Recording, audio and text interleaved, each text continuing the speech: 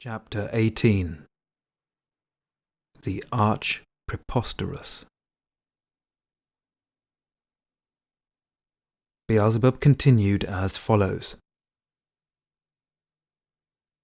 The cause of my first meeting with that three-centered being who subsequently became my essence friend, and by whom I saw the said experiments with the omnipresent okidanok, was as follows. That you may better represent to yourself the events of this tale of mine, you must first of all know that at the beginning of my exile to that solar system, certain corresponding essence friends of mine who had not taken part in those events from which the causes of my exile had issued, performed concerning my personality that sacred process which exists in the universe under the name of the sacred Vishnuschlitzval. That is to say, concerning my personality there was implanted in the presences of those three-brained beings by means of another sacred process called Askalnuazar, that which objective science defines by the notion, trust another like yourself. Well then, just after my arrival in that solar system Ors, when I began visiting its various planets and first descended upon the surface of the planet Saturn, it turned out in connection with the aforesaid that one of the beings who had undergone the sacred action of Vishnuschlitzval regarding my person was what is called there the Hararahuri of all the three-centered beings arising and existing on the planet Saturn. On the planet Saturn, a being is called the Hararahuri, who is the sole chief over all the other beings on that planet. Similar beings chiefs exist on all the other planets upon which three-brained beings breed. They are differently named on different planets. And on your planet Earth, such a chief is called a king. The only difference is that while everywhere else, even on all the other planets of the same system, there is one such king for the whole of the given planet, on your peculiar planet Earth there is a separate king for every accidentally segregated group of these favourites of yours, and sometimes even several. Well then, when I first descended on the surface of the planet Saturn and mingled with the three-centered beings there, it chanced that I had occasion the next day to meet the Hararahuri himself of the planet Saturn, and during what is called our exchange of subjective opinions, he invited me to make his own Haruri, that is, his own palace, the chief place of my existence during the whole of my sojourn on their planet. And this I did. So, my boy, when we were once talking, simply according to the flow of what is called being associative mentation, and happened to touch on the question, among other things, of the strange results actualized in the manifestations of the particularities of the omnipresent okidanok, the venerable Hararahuri of the planet Saturn first mentioned that one of his learned being's subjects, by name Hahak, had recently devised for the elucidation of the previously unexplained properties of that cosmic substance an exceedingly interesting appliance which he called a Raharaha, the chief demonstrating part of which he called a Zaha. And further, he offered to make, if I wished, the necessary arrangements for showing me all these new inventions and for giving me every possible explanation of them. The result of it all was that the following day, escorted by one of that venerable Hararahuri's court, I went to the place of existence of that Guanajua where I first saw those novel elucidatory experiments with the omnipresent okidanok. Guanajua, who afterwards, as I have already told you, became my essence friend, was then considered one of the foremost scientists among the ordinary three-brained beings of the whole universe, and all his constatations, as well as the elucidatory apparatuses he had invented, were everywhere widespread, and other learned beings on the various planets were using them more and more. Here it will do no harm to remark that I also, thanks only to his learning, had later in my observatory on the planet Mars that test guano which, when it was finally established, enabled my sight to perceive, or as is said, approach the visibility of remote cosmic concentrations 7,285 times. Strictly speaking, it was owing to just this test guano that my observatory was afterwards considered one of the best constructions of its kind in the whole universe. And, most important of all, it was by means of this test guano that I myself thereafter could, even while staying at home on the planet Mars, relatively easily see and observe the processes of the existence occurring on the surfaces of those parts of the other planets of that solar system which, in accordance with what is called the common cosmic harmonious movement, could be perceived by being sight at the given moment. When Guanajua was informed who we were and why we had come, he approached us and forthwith very amiably began his explanations. Before beginning his explanations, I think it not inadvisable to warn you once and for all that all my conversations with various three-centered beings arising and existing on various planets of that system where I was obliged to exist for the sins of my youth, as for instance in the present case, the conversations with this Guanajua, which I am now about to relate to you while we travel on the spaceship Karnak, all proceeded in dialects still quite unknown to you, and sometimes even, by the way, in such dialects the consonances of which were quite indigestible for perception by normal being functions assigned for this purpose.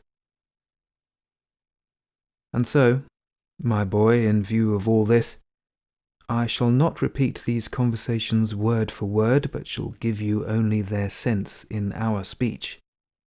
continuing, of course, to employ those terms and specific names, or rather those consonances produced by what are called being vocal cords, which consonances are used by your favourites of the planet Earth, and which have now become for you, owing to continued repetition during my tales about them, habitual and easily perceived. Yes, it must be noticed here that the word Guanajua is used by the three-brained beings on the planet Saturn in courtesy. They utter it before the name of one whom they are addressing. It is the same with your favourites on the planet Earth. They also have added to the name of every person the word Mr., or sometimes a whole meaningless phrase expressing the notion for which our Honourable Mullah Nasser-ed-Din has the following sentence. And namely, he says, "Nevertheless, there's more reality in it than in the wiseacrings of an expert in monkey business." Well then, my boy, when this subsequent essence friend of mine, Guanajua, was informed of what was required of him, he invited us by a sign to approach one of the special appliances which he had made and which, as it later turned out, was named by him Zaha. When we were nearer the said special and very strange construction, he pointed to it with a particular feather of his right wing and said, "This special appliance is the principal part of the whole of my new invention, and it is just in this that the results are revealed and shown of almost all the peculiarities of the omnipresent world substance, okidanok. And pointing to all the other special appliances also present in the kir, he added, I succeeded in obtaining extremely important elucidations concerning the omnipresent and everywhere penetrating okidanok, because thanks to all these separate special appliances of my invention, it became possible, first to obtain all three fundamental parts of the omnipresent okidanok from every kind of sur and interplanetary process, and then artificially to blend them into a whole, and secondly, also artificially to disassociate them and elucidate the specific properties of each part separately in its manifestations. Having said this, he again pointed to the Zaha and added that by means of the elucidating apparatus, not only can any ordinary being clearly understand the details of the properties of the three absolutely independent parts, which in their manifestations have nothing in common, of the whole unique active element, the particularities of which are the chief cause of everything existing in the universe, but also any ordinary being can become categorically convinced that no results of any kind normally obtained from the processes occurring through this omnipresent world substance can ever be perceived by beings or sensed by them. Certain being functions, however, can perceive only those results of the said processes which proceed for some reason or other abnormally, on account of causes coming from without and issuing either from conscious sources or from accidental mechanical results.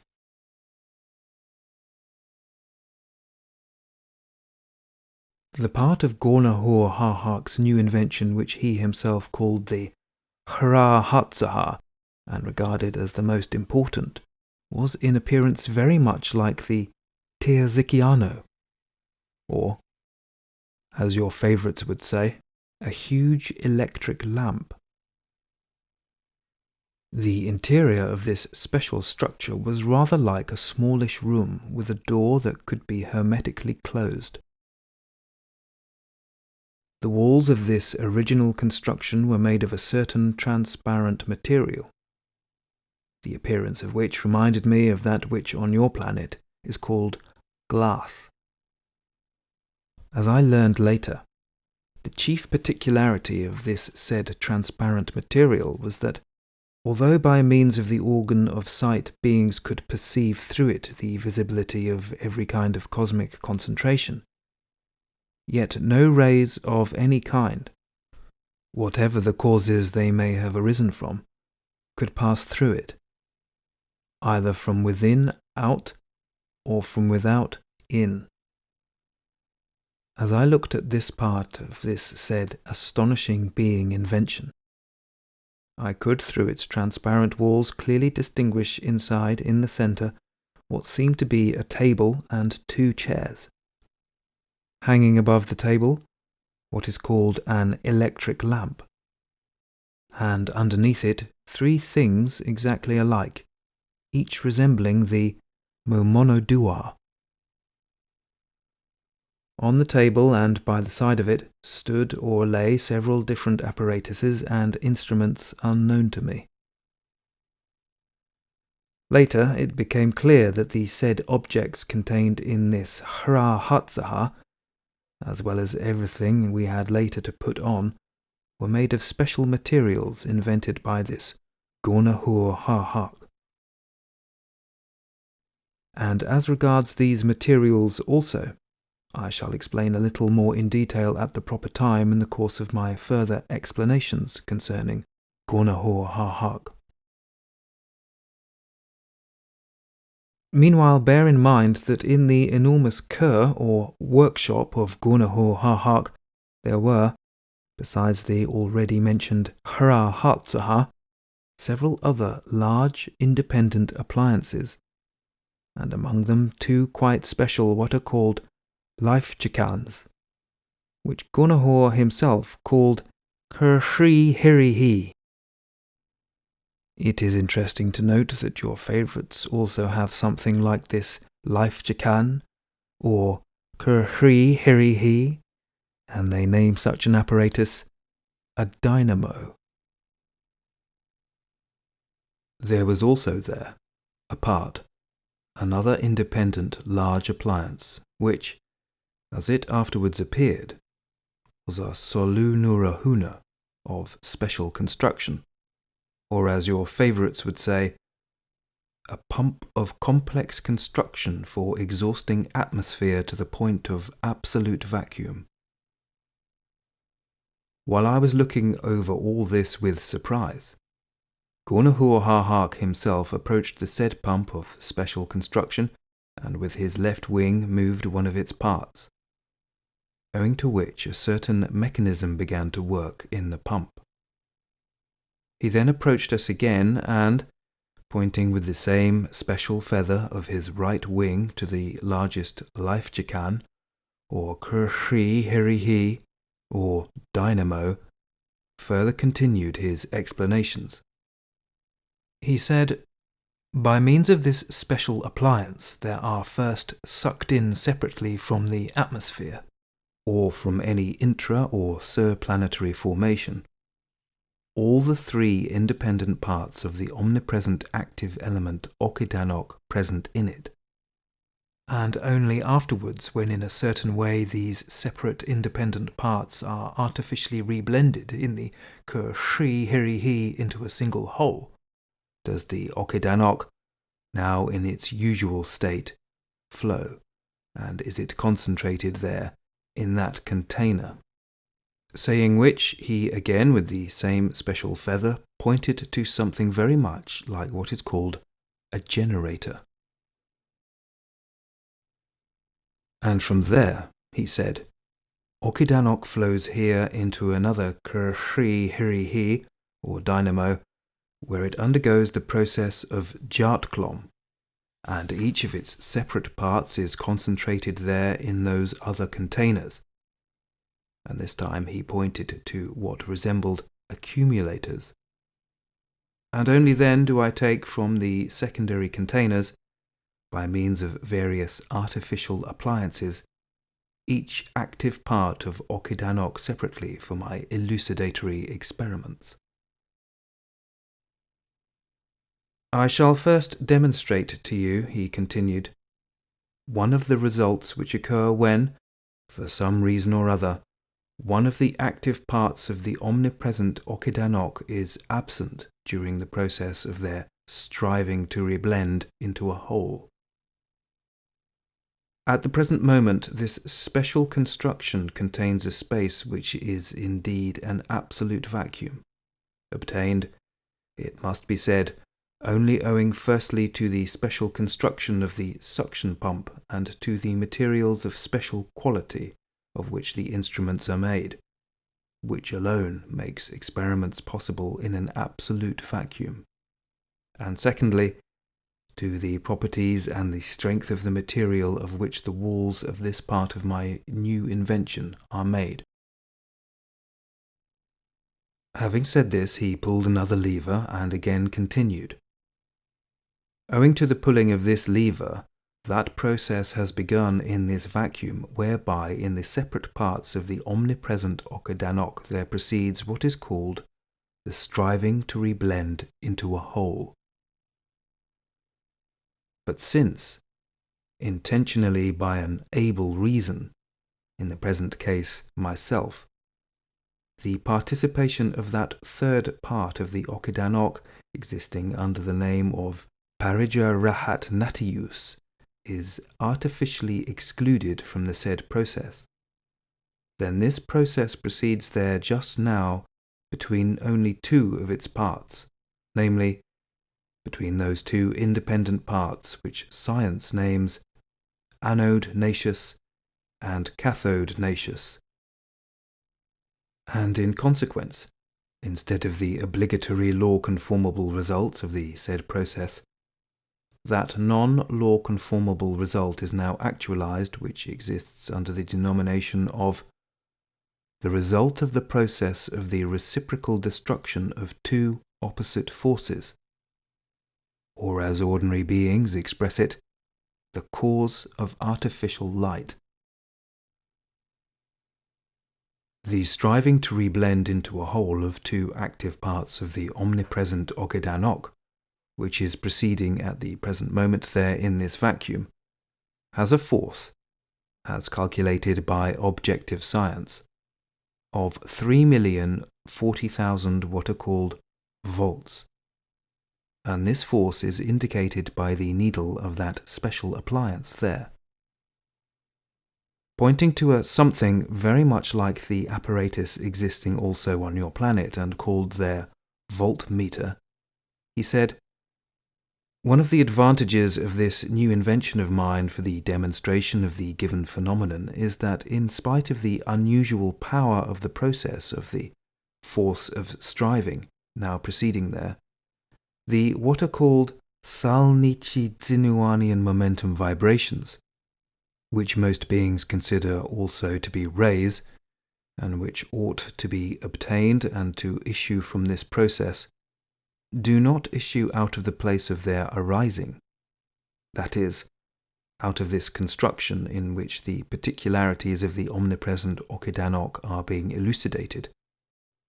And in order that the beings who are outside of this part of my invention may nevertheless also have the possibility of elucidating the force of the given process, I intentionally made the composition of the material of the wall in one place such that it has the property of permitting the passage through it of the said Salnichi-Zinuanian momentum vibrations, or rays." Having said this, he approached nearer to the Hara Zaha and pressed a certain button. The result was that the whole of the enormous Kur, or workshop, was suddenly so strongly lit up that the organs of our sight temporarily ceased to function, and only after considerable time had passed could we with great difficulty raise our eyelids and look around. When we had recovered and Guanajua had pulled still another lever, which resulted in the whole surrounding space being restored to its former usual appearance, he first, with his customary angel voice, again drew our attention to the voltmeter, the needle of which constantly indicated the same figure, and then continued, "You see that, although the process of the clash of two opposite component parts of the omnipresent okidanok, of the same power of force of striving, still continues, and that the part of the surface of this construction which has the property of admitting the passage of the said rays is still open. Yet in spite of all this, there is no longer the phenomenon which ordinary beings define by the phrase, the causes of artificial light. And this phenomenon is no longer there, only because by my last pulling of a certain lever, I introduced into the process of the clash of two component parts of okidanok a current of the third independent component part of okidanok, which began to blend proportionally with its other two parts, owing to which the result derived from this kind of blending of the three component parts of the omnipresent okidanok, unlike the process of the non-law conformable blending of its two parts, cannot be perceived by beings with any of their being functions. After all these explanations of his, Guanajua then proposed that I should venture to enter with him that demonstrating part itself of his new invention, in order that I might become, there within, an eyewitness of many particular manifestations of the omnipresent and everything-penetrating active element. Of course, without thinking long about it, I immediately decided and gave him my consent. And I immediately decided, chiefly because I expected to obtain in my being unchangeable and imperishable objective essence satisfaction. When this future essence friend of mine had my consent, he at once gave the necessary orders to one of his assistants.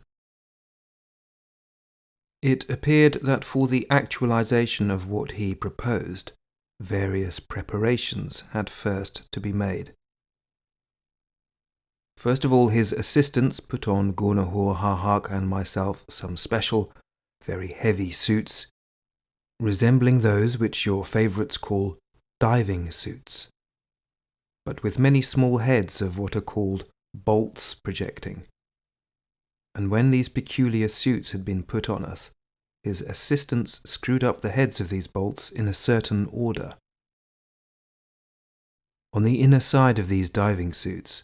at the ends of the bolts, there were, it appeared, special plates which pressed against parts of our planetary body in a certain way. It later also became quite clear to me that this was necessary in order that there might not occur to our planetary bodies what is called taranura, or, as it might otherwise be said, in order that our planetary bodies should not fall to pieces as usually occurs to sur- and intraplanetary formations of every kind when they happen to come into an entirely atmosphereless space. In addition to these special suits, they placed on our heads a something resembling what is called a diver's helmet,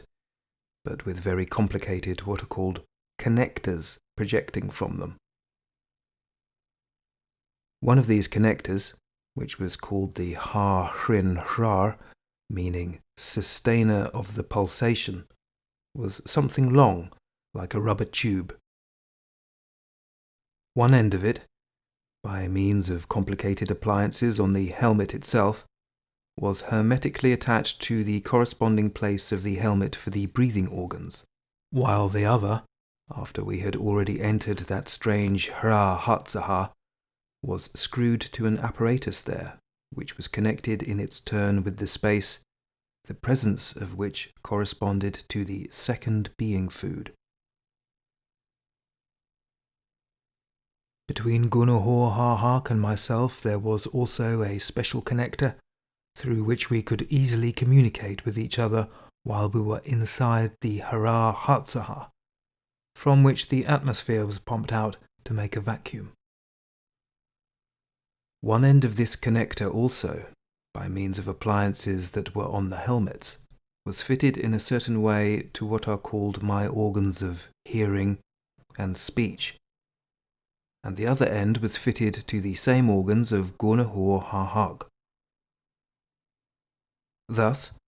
by means of this connector between my subsequent essence friend and myself, there was set up,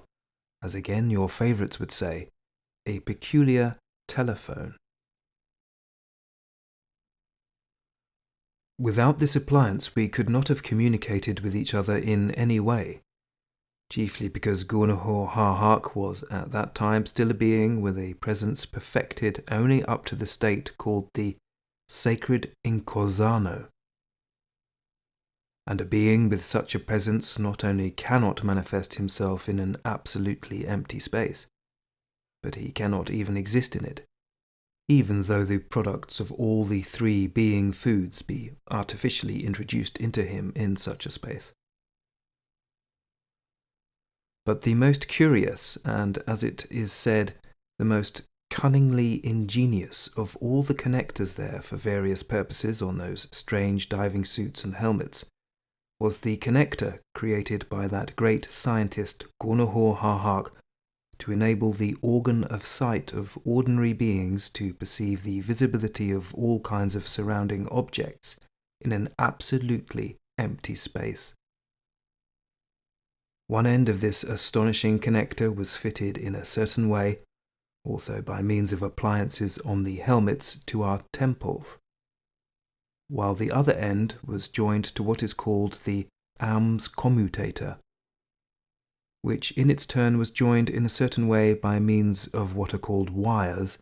to all the objects within the Zaha, as well as to those outside, namely to those objects whose visibility was needed during the experiments. It is very interesting to notice here that to each end of that appliance, a creation almost incredible for ordinary three-centered being reason, two independent connectors, also of wire, were led, and through them, what are called special magnetic currents flowed from outside. As it was afterwards explained to me in detail, these connectors and the said special magnetic currents had, it seems, been created by that truly great scientist Guanajua in order that the presences of learned three-centered beings, even those not perfected to the sacred inventions, might, owing to one property of the magnetic current, be reflected for their own essences, and that, owing to another property of this current, the presence of the mentioned objects might also be reflected, so that thereby the perception of the reality of the said objects might be actualized by their imperfect organs of being sight in a vacuum containing none of these factors, or those results of various cosmic concentrations which have received such vibrations, from the actualization of which alone the functioning of any being organ whatsoever is possible. Having fitted upon us the said very heavy appliances for enabling beings to exist in a sphere not corresponding for them, the assistance of this then still great all-universal scientist Guanajua, with the help again of special appliances, carried us into the Zaha itself, and having screwed up all the free ends of the connectors projecting from us to the corresponding apparatuses in the Zaha itself, went out and hermetically closed behind them the only way by which it was still possible, if at all, to have any communication with what is called the everything representing one world.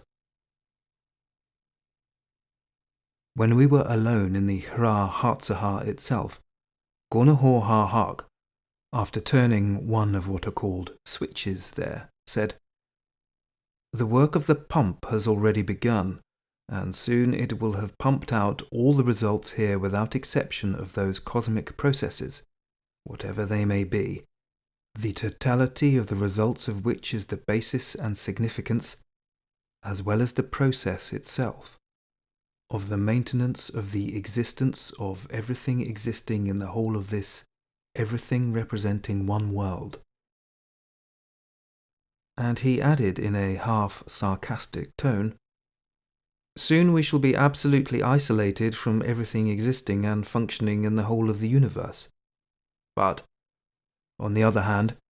owing firstly to my new invention, and secondly to the knowledge we have already attained for ourselves,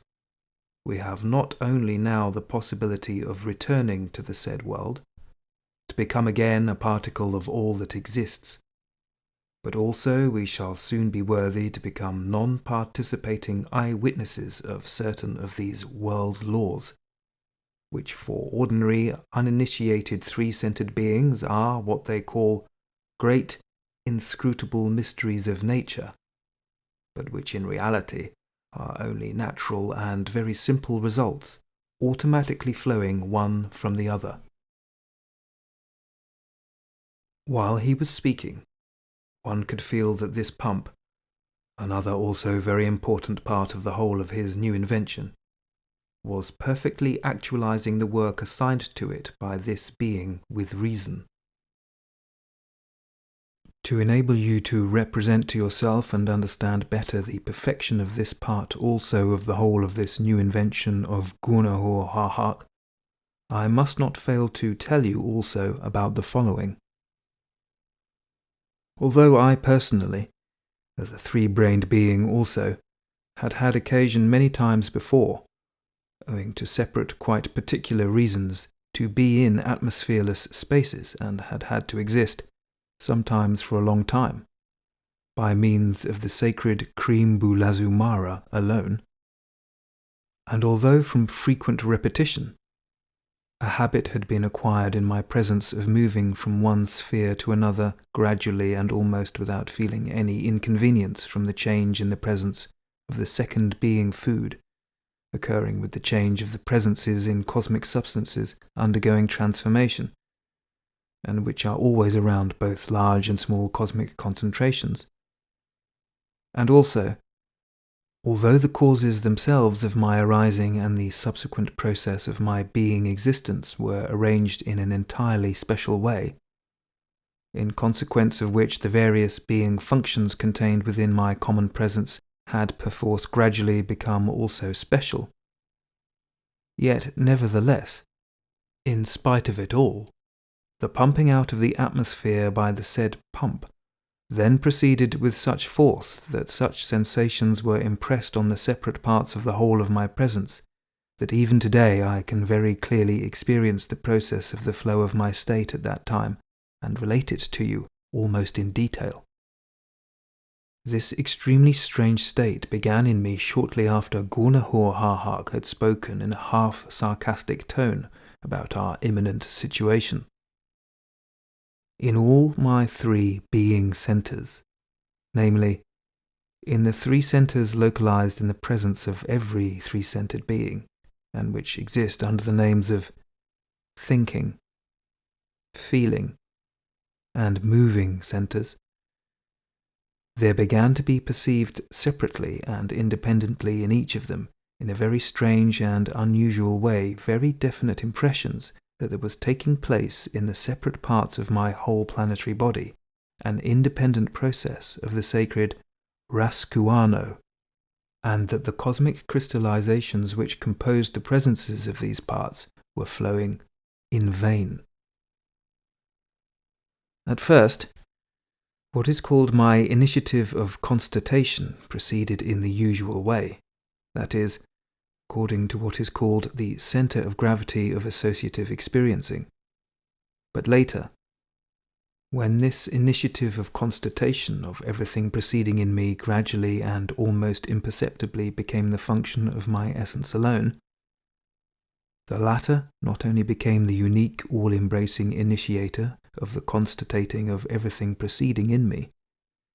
but also everything, without exception, of that which newly proceeded began to be perceived and fixed in this essence of mine. From the moment that my essence began to perceive impressions directly and to constate independently that, from what was proceeding, there was being entirely destroyed, as it were, in my common presence, firstly,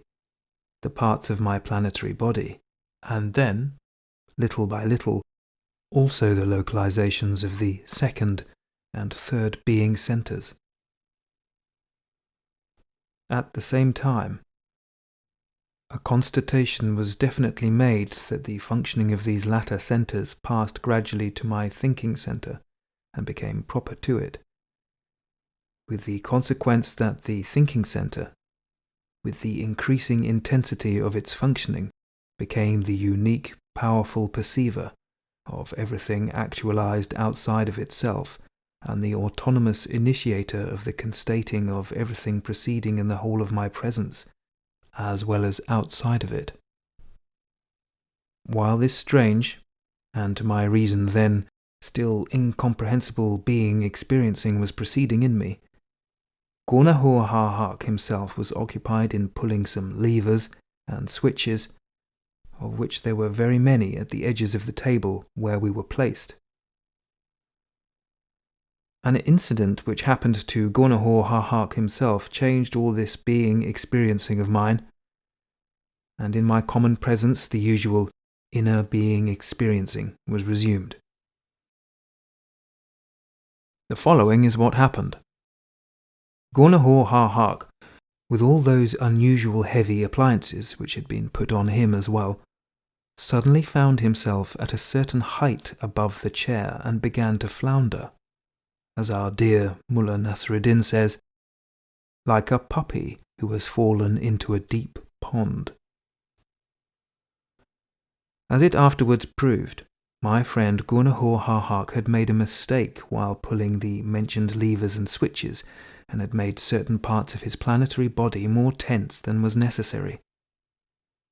In consequence, his presence, together with everything on him, had received a shock, and also the momentum given by the shock. And, owing to the tempo proceeding in his presence from taking in the second being food, and to the absence of any resistance in that absolutely empty space, he began to drift. Or, as I have already said, to flounder, like a puppy who has fallen into a deep pond. Having said this with a smile, Beelzebub became silent. A little later he made a very strange gesture with his left hand, and with an intonation not proper to his own voice, he continued. While I am gradually recalling and telling you about all this concerning the events of a period of my existence now long since past,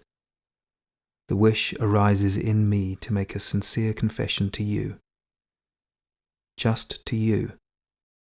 one of my direct heirs who must inevitably represent the sum of all my deeds during the periods of the process of my past being existence. And namely, I wish sincerely to confess to you that when my essence, with the participation of the parts of my presence, subject to it alone,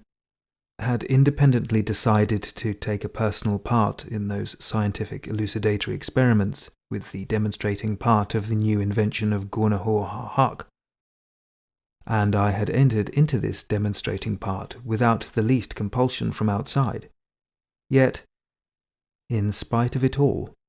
my essence allowed to creep into my being and to be developed, side by side with the said strange experiencings, a criminally egoistic anxiety for the safety of my personal existence. However, my boy, in order that you may not at this moment be too distressed,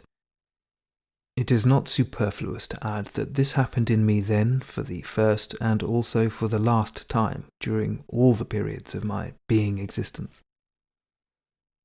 But perhaps it would be better for the present not to touch on questions that concern exclusively only our family. Let us rather return to the tale I have begun about the omnipresent okidanok and my essence friend Guanajua, who was, by the way, at one time considered everywhere among ordinary three-brained beings as a great scientist, and is now, though he still continues to exist, not only considered not great, but thanks to his own result, that is to say, to his own son, is what our dear Mullah Nasr-ed-Din would call a has-been, or, as he sometimes says in such cases, he is already sitting in an old American galosh. Well then, while floundering, Guanajua, with great difficulty, and only by means of a special and very complicated maneuver which he made, finally managed to get his planetary body, burdened with the various unusually heavy appliances, down onto the chair again. And this time he fixed it all with the aid of special screws which were on the chair for that purpose. And when we were both more or less arranged and communication was possible between us by means of the said artificial connectors,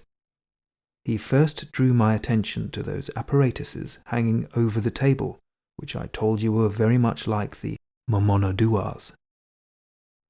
On close inspection, all these were alike in appearance and served as three identical sockets,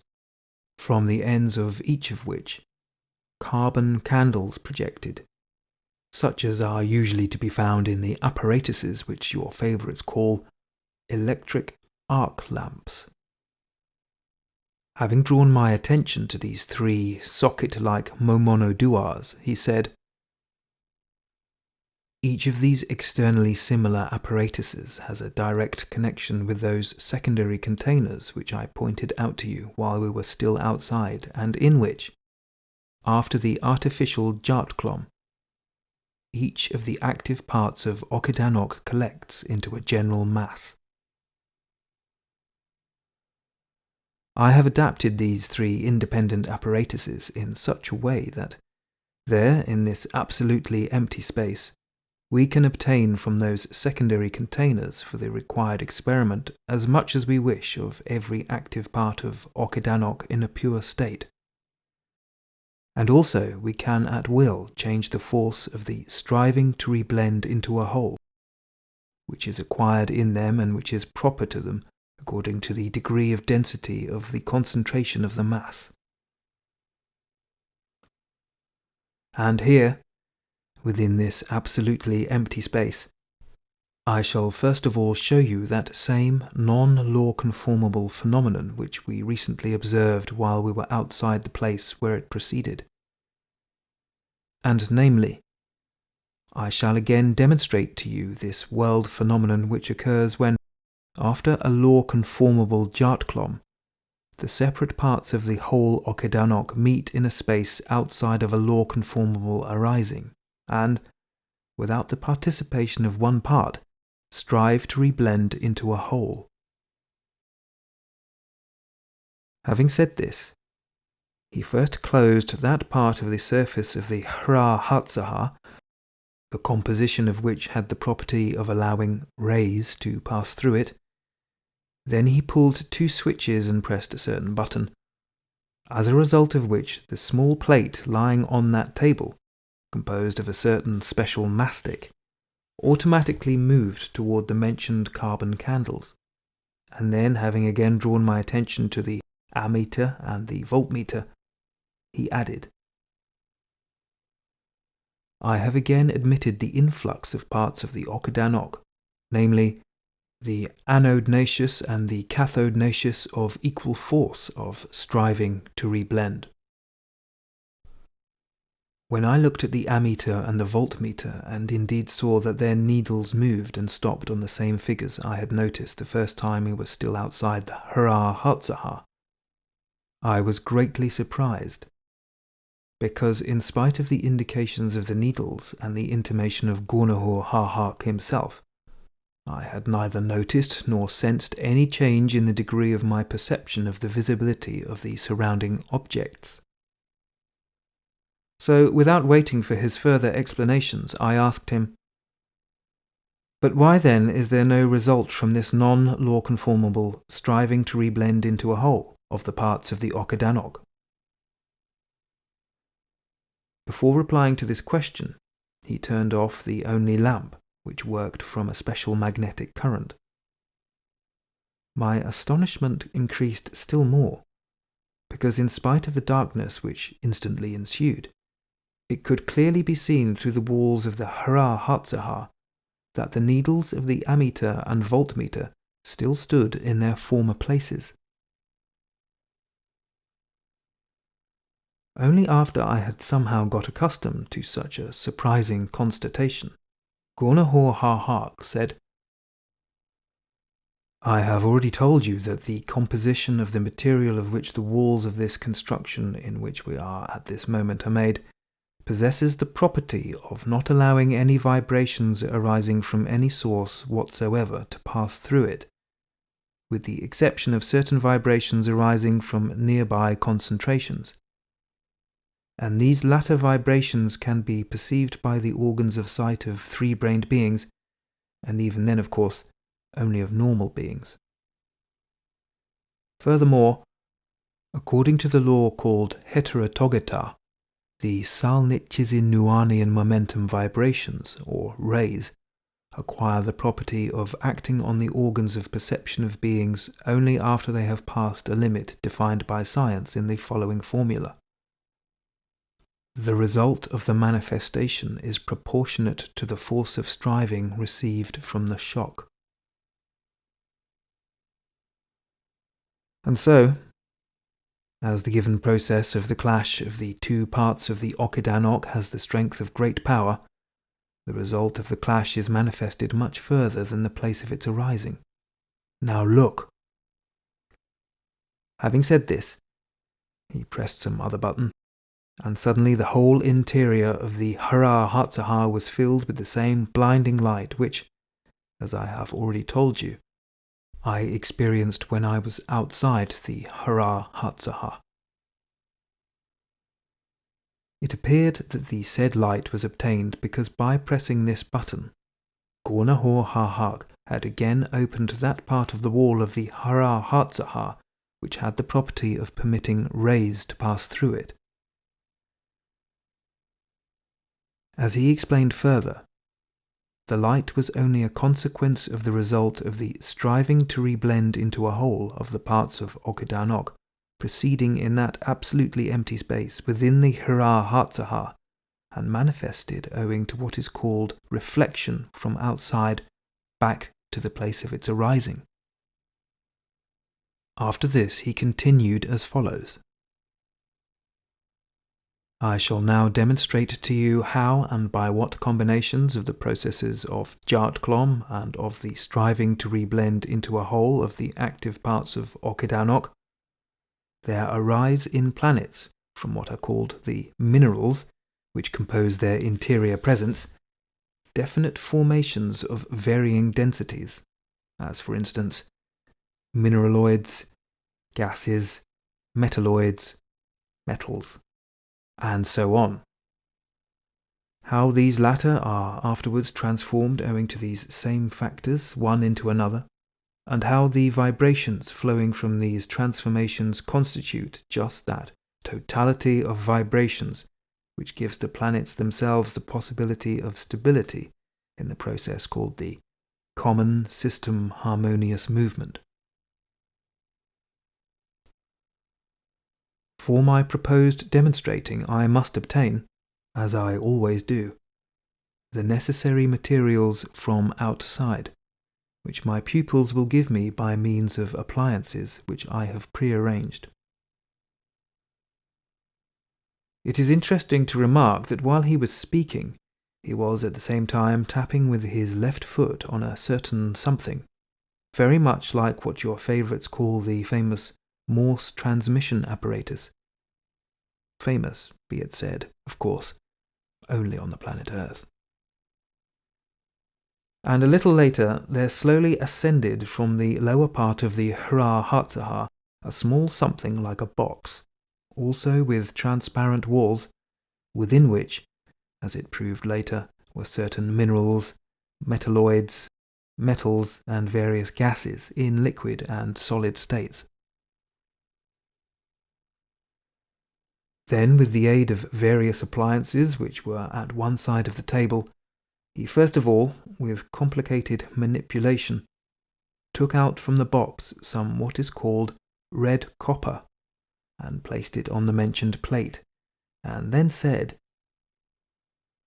"This metal is a definite planetary crystallization and is one of the densities required for the said stability in the process called the common system harmonious movement.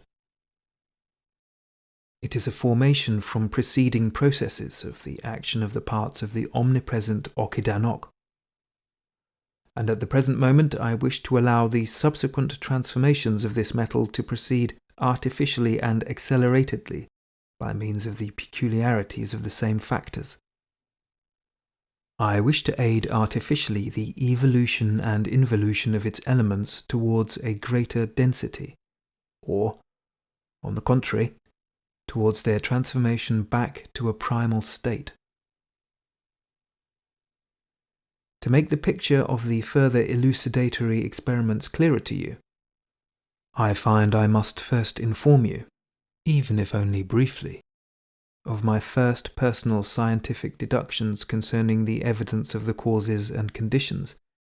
owing to which there proceeds in the planets themselves the crystallizing of separate parts of the okidanok in these or the other said definite formations. Evidently, first of all, from any non-law-conformable Jartklom of the omnipresent okidanok, which is in the presence of every planet, its separate parts are localized in the medium of that part of the presence of the planet, that is to say, in that mineral which was at the given moment in the place where the said non-law-conformable Jartklom occurred. And so if what is called the vibration of the density of the elements of the said medium has an affinity of vibration with the said active part of the omnipresent okidanok, then according to the world law called symmetrical entering, this active part blends with the presence of the said medium and becomes an inseparable part of it. And from that moment, the given parts of the omnipresent okidanok begin, together with the said elements of the said medium, to represent the corresponding densities required in planets. That is to say, various kinds of metalloids or even metals, as for instance, the metal I have placed in this sphere, and in which there will proceed artificially at this moment, at my wish, the action of striving to reblend into a whole of the parts of the okidanok, and which metal, as I have already said, exists under the name of red copper. And further, having arisen in the planets in this way, the said various metalloids and metals then begin, according to the common universal law called reciprocal feeding of everything existing,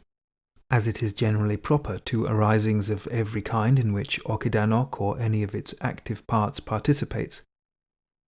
to radiate from their presences the results of their inner interchange of substances. And as is proper to radiations of every kind issuing from sur and intraplanetary formations that have acquired in their vibrations the property of okidanok, or of its active parts, and which are in what is called the centre of gravity of every such said formation, the radiations of these metalloids and metals possess properties almost similar to the properties of okidanok itself, or of one or another of its active parts. When the said masses of different densities that have thus arisen in planets under normal surrounding conditions radiate from their common presences the vibrations required for the said world law of reciprocal feeding of everything existing,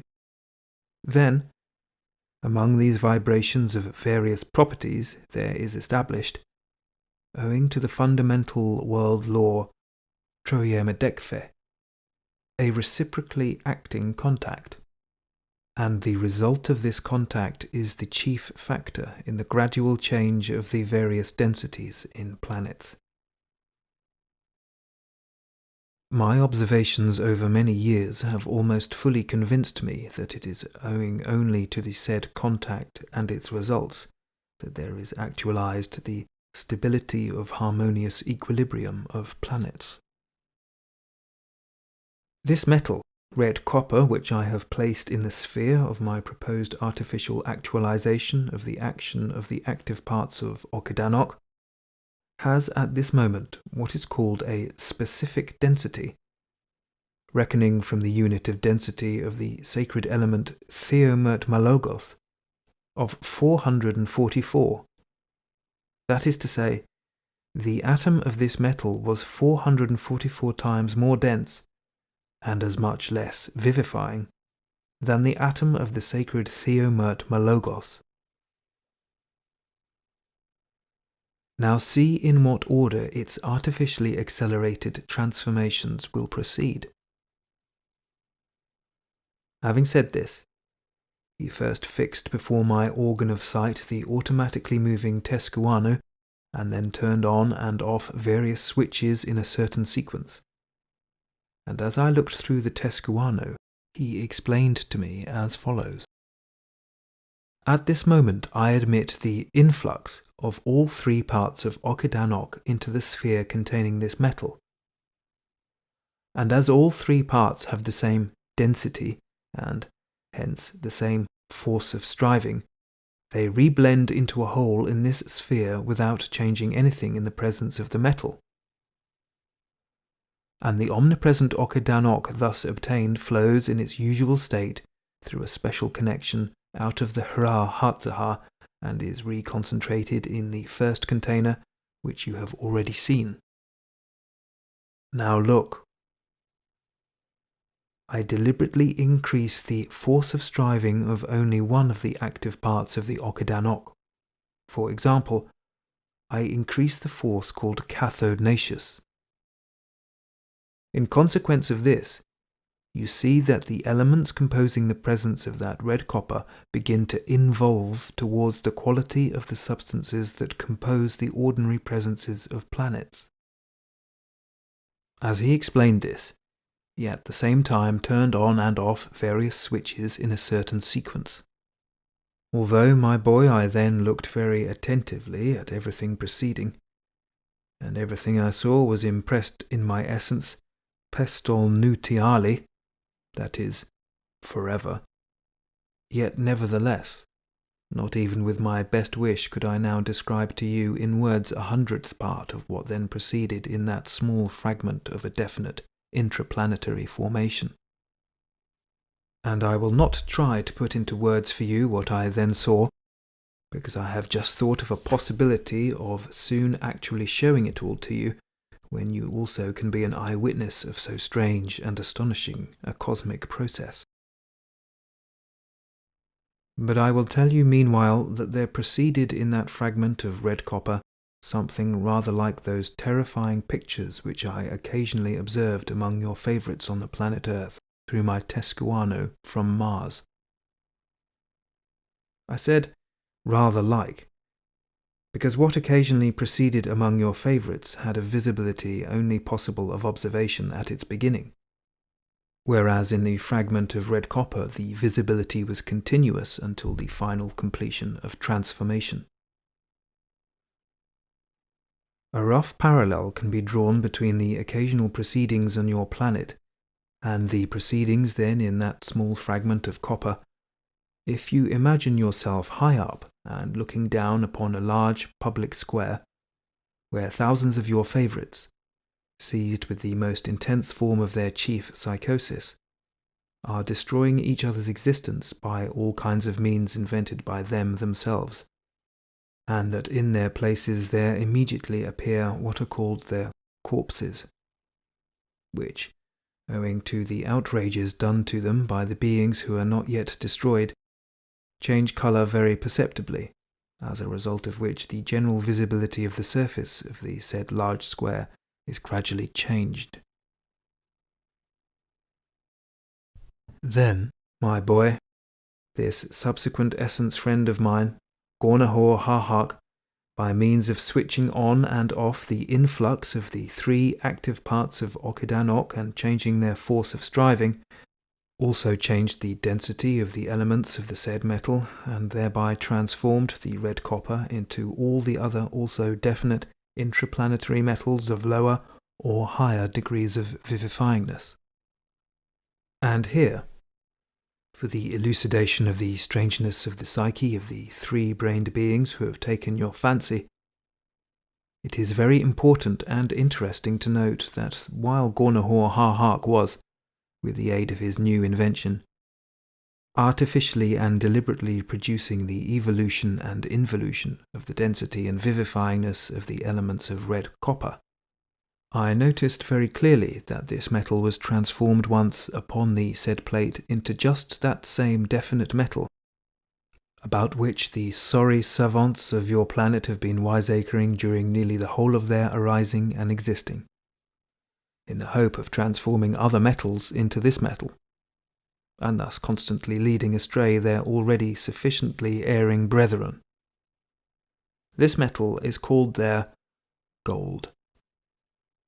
Gold is no other than the metal we call Pertsat halava, the specific weight of which, reckoning from the element of the sacred Theomert Malogos, is 1,439. That is to say, its element is 3 and a fraction times less vivifying than the element of the metal red copper.